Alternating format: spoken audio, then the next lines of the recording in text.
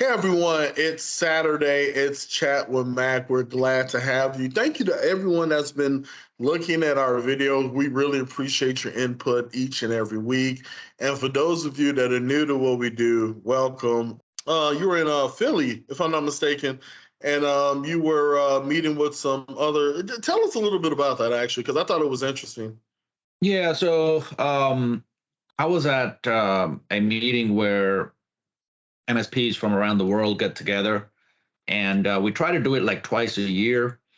So there were MSPs from all around the world. I met a few from different places, and the crux of the meeting is to share ideas, what's working, what's not working for MSPs, and what's changing and what's happening in the marketplace.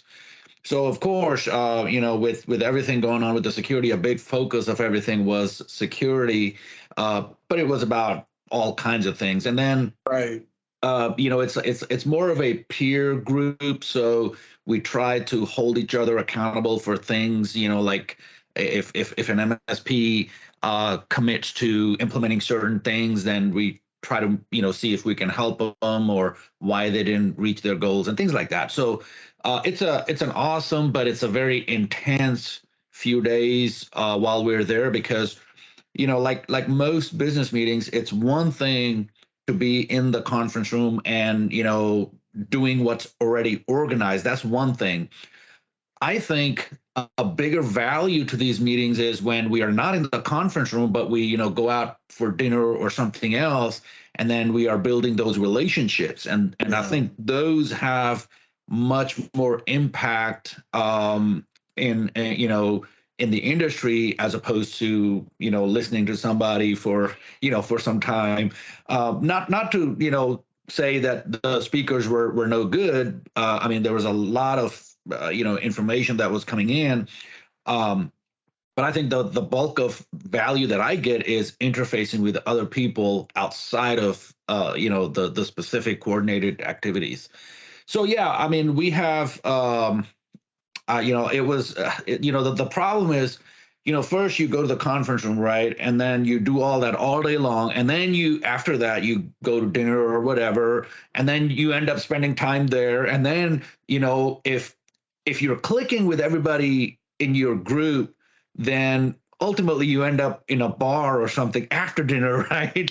So pretty soon it's 1 o'clock, 2 o'clock at night, and then you're kind of trying to get to your hotel. So but the value is there, and those relationships that we're building are they just give back a lot of value. I think they're the most valuable part of these meetings, of such peer group meetings. So one of the things that we that I came back with, and of course this is just a little bit of it, but one of the things that kind of resonated with me because people are asking, people are asking like, hey, so Europe has just this GDPR law. What does the US have that is sort of like the GDPR law, right? So, and so I've already, been talking to people, and I tell them, well, there are a lot of laws in the US that are kind of based somewhat on the GDPR laws in Europe. Um, the difference is where GDPR law might be countrywide or uh, continent-wide.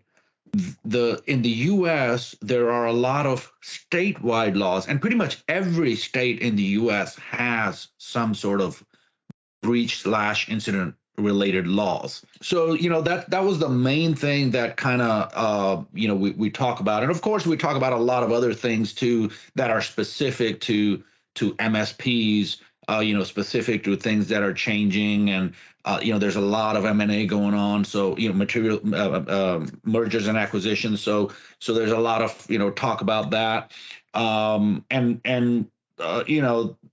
but the main thing that as far as security goes is that every state has something. So now the question is that people ask is, well, what does Texas have? right? We're all in Texas, so that's what's most important is hey, if your business is in Texas, you need to know what the laws are as far as breaches go. So typically there hasn't been a requirement for small to medium business to kind of announce when they have a breach or an incident, right? Right. But specifically in Texas, if yeah, and this is from the Attorney General, is if a breach affects 250 or more Texans, then you need to file that with the Attorney General. So you need to release that information, and you're required to provide a data breach notice to the Texas Attorney General's office. So a lot of companies don't know that, and I know a lot of them don't do that because, of course, the question is how do you determine if a certain breach impacted 250 or more Texans or not? So it's kind of a lot of times companies just don't have those metrics. They're just not keeping track of those metrics, right? Kind of take the example of an MSP. Like an MSP might work with a bunch of different companies, and then each one of those companies have a bunch of people, and each one of those people probably are living in Texas. So for MSPs, yeah, I mean, anytime there's a breach, the impact is pretty wide and broad. But then there are some, individual companies where it may not be as broad, like maybe a company that's only providing, let's say, raw materials to a specific industry. There may not be, such a huge impact. They may not need to, release this information. But in Texas, there are laws, just like in every state, that, if there is a breach in Texas, if it impacts more 250 or more Texans, then you need to file it with the Attorney General. So now I remember when we've done these before, if you're a publicly traded company, that you of course have to report this. So are you saying here in Texas, even if you're just a private entity? Oh, really? Yeah. Yeah. So it doesn't matter if you're publicly traded or not, even if you're a private entity, but your breach impacts 250 people in Texas, you need to file it with the Attorney General. Didn't know that. Huh. Yeah. Yeah. Are there any repercussions to not, or to sweeping that under the rug as far as So I think that goes into, is there a precedent already? Like, has somebody run into trouble with the Attorney General's office? They didn't report a breach, and it did impact a lot of people. I don't know of such cases, and that doesn't mean that there hasn't been any. I mean, of course, a lot of times, there are cases that I just haven't heard of a case where it was. And I think, part of the problem with laws like this is they haven't been in place for long enough for a case to have gone through the paces, right? So once a law like this has been in place for a longer time, then over time we'll probably run into situations where somebody did have a breach they did not report, and then enough consumers reported back to the Attorney General's office, and then there's an investigation, and that whole process starts, and that can end up not very good. But so if you think that if you have a breach and if it impacted a bunch of people here in Texas, 250 or more, it just makes sense to go ahead and report it with the Attorney General's office, because that's that is the law. And any state out there, pretty much all the states have some kind of law similar to this on their books, and a lot of states are more stringent. Some of the states are not. Like Texas is not. I wouldn't say Texas is one of the more stringent states. We are. We're not as strict as for example, California. The consumer laws are much stricter in California than they are in Texas. But that's just a state by state thing. So yeah, I mean, we don't have GDPR laws, but we do have individual state laws at the state level, and that, I guess, goes to the essence of America, right? Like, it's more decentralized. So it's not the feds enforcing everything everywhere. It's individual states choosing what their people want, and then implementing things like that. And then of course the other big things that we came out with is that we so individually we when we were at the peer meeting, a few MSPs kind of got together and we started talking about sharing more resources, right? So that's one of the other things that's happening, and we're going to start implementing that is have the ability to have a local workforce in other areas because the MSP is a member of this organization, and we all meet a couple of times a year, and we understand each other. There is a level of trust there. Not only that, but what I look more into is I don't want to use somebody's workforce unless their culture kind of meshes with ours. That's good. So that's one of the other things that comes out is if I'm sitting across from the table from another owner or an operator of an MSP firm, and I understand where they're coming from, where their mindset is, then I'm more comfortable using their workforce as opposed to somebody that I have no clue about what their ethics are, what how they do business and things like that. So there's a lot of good things that come out of these kind of events, and I'm sure I know every industry pretty much has some kind of an industry event. This is something fairly new in the MSP world, right?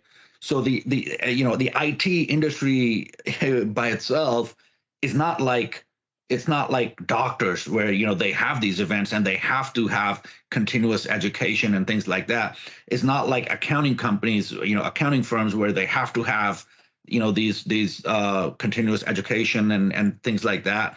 And there are already organizations around. So this is something that is fairly new to the MSPs and the MSP world and the IT community as a whole.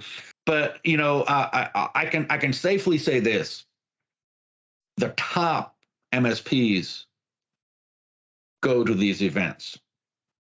Now, there are a few MSPs that I know locally in Texas that I've kind of dealt with, and they were not at this in Philly, so they were not at this event, and we can kind of tell which MSP is kind of heading in the right direction, where they are a world-class MSP, and which MSP is going to struggle a little bit, because they start cutting back. They're not going to these events. They're not interfacing with other MSPs. They're not ahead of the curve where the industry is going, what's happening, and I think, this is something that is new to us to the MSP community as a whole. This is something new, but I think it is a very welcome change that is happening because it's kind of like this is the tide rising, and with that rise, all the boats are going to rise.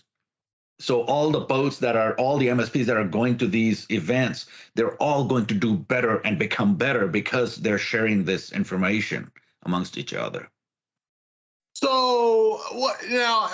Are there discussions in these meetings in regards to the landscape of technology, MSPs, and how that's changing? And you don't have to go into deep detail, but are there any concerns? Oh, yes, you hit it right on the head. So. Yeah.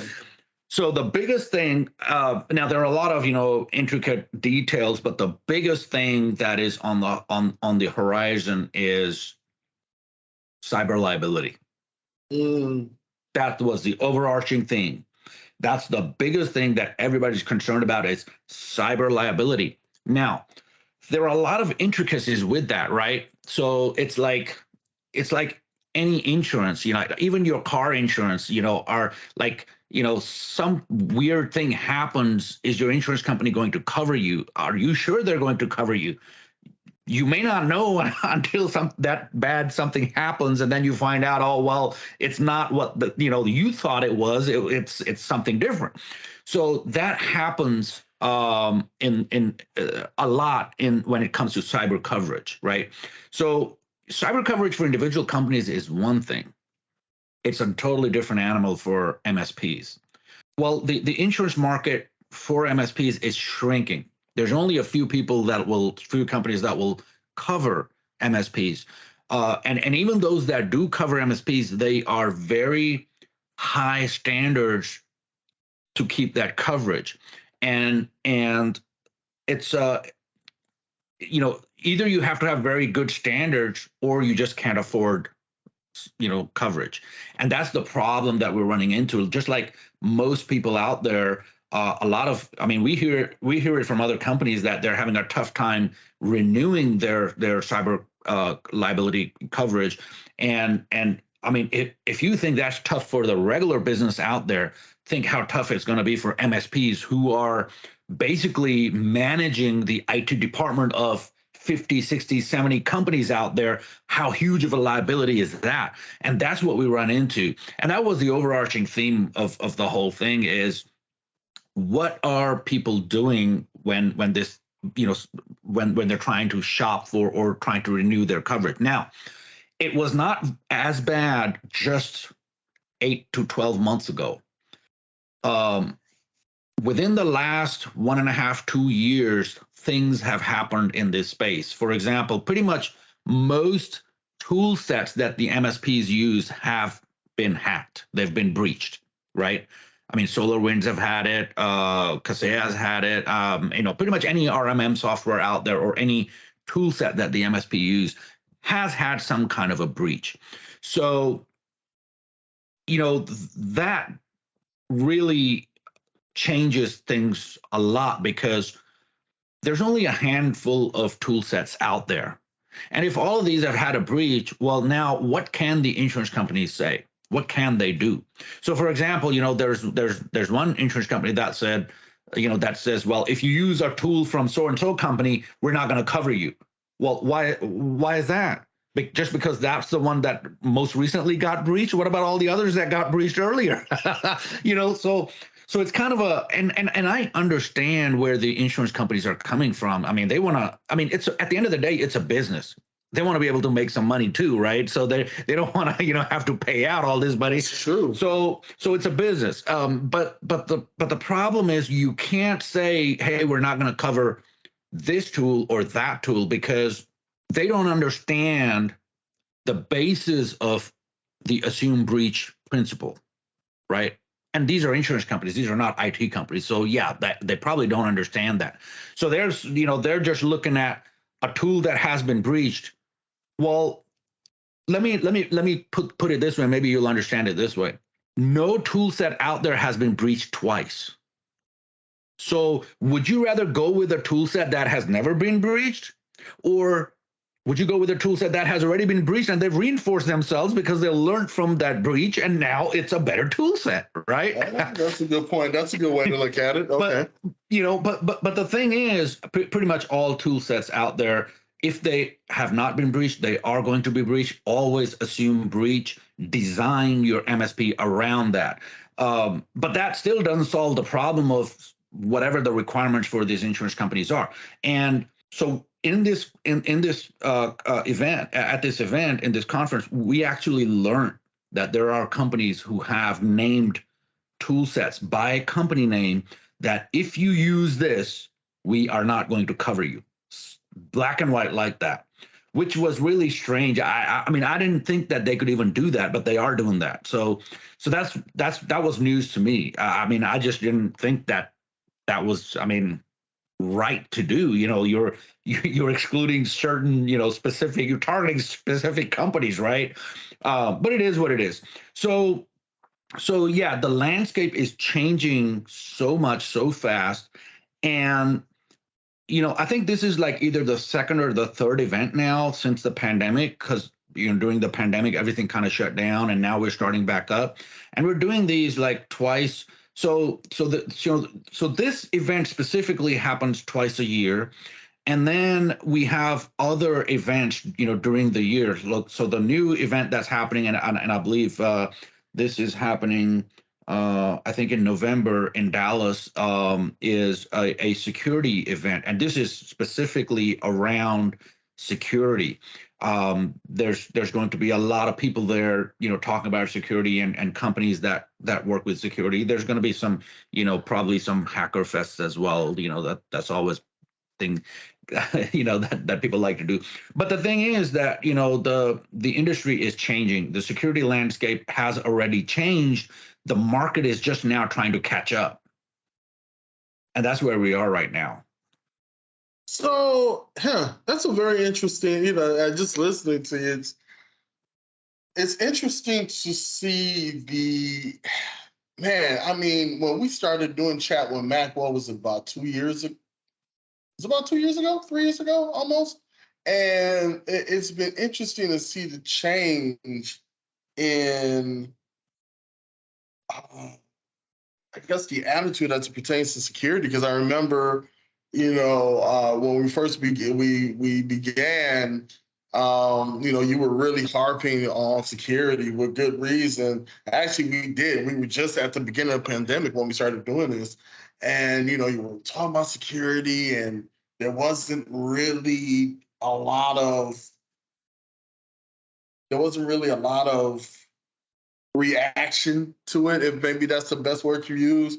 And Yeah. then here we are now, and now people are just like, they're like, I mean, not even on the business front as a business owner MSP, but even on the consumer enterprise level, where they're starting to ask questions about security and, like we said, most recently, compliance. Also, that has become like a big thing because I don't know if people are feeling it. I know they see everything else happening, but I don't know if people are starting to feel the pressure. Like, man, if I don't get this under control, I could be screwed royally. So it's been interesting to see that change in attitude, and obviously in your pie, they're starting, to really um, ramp up. I guess, yeah, is the best word to use, because I honestly feel down the line in about the next year, and not even the next year, before the beginning of Q1, there's going to be a lot of people that are like, we need to get this under wraps. Yeah. So there's a couple of things that are happening. I think one of the things is that the insurance companies are kind of forcing their customers to get ahead of this curve. We've seen that. Yep. Right. Yep. So that's one thing that's happening. But so I put it this way. At this event, even there were MSPs who have not encountered this like we have, and they come up to me and they're like, well, hey, you talk about security and how it's impacting you and your customers. What has changed in your landscape? Hey, I'm on so and so part of the US, or I'm from so and so part of the world. It's not really affecting us that way. Well, let me put it this way. So we're based in Texas, and we there was a time when we would go to a customer or a prospect and say, we have this process around security to where we can document and put everything in one place so that we can rehearse what we're going to do when there's an incident. We can have, you know, things in place, like if there is an incident, who is going to be the response officer, who is going to be our point of contact at the customer side, who is going to drive everything and make sure that everything, the whole process after the incident is coordinated. Uh, and the answer that I used to get, and we laugh about it now, but this is true. The answer I remember, it was, I believe, an operations guy, and he said this. He said, Nadeem, we don't want to use this service/product that you're offering, because we don't want to make it easier for the auditors. When the auditors come, I want to give them this stack of paper so that they get intimidated. They browse through a couple of pieces of paper and they say, we're good. Why would I want to make it easier for them? That used to be the thought process before. And now these people are coming to us and saying, we need to be compliant. Help us get there. How can we get compliant? Yeah. And now we have to say, well, get in line, because we got people waiting. It's like I was telling somewhere. I was telling somebody else. I think they were calling. They were saying, "Man, how soon?" They were too small for us, but how soon can you get somebody to talk? I say right now. Right now, Nadeem is packed with people. He was a financial company. I guess they did loans.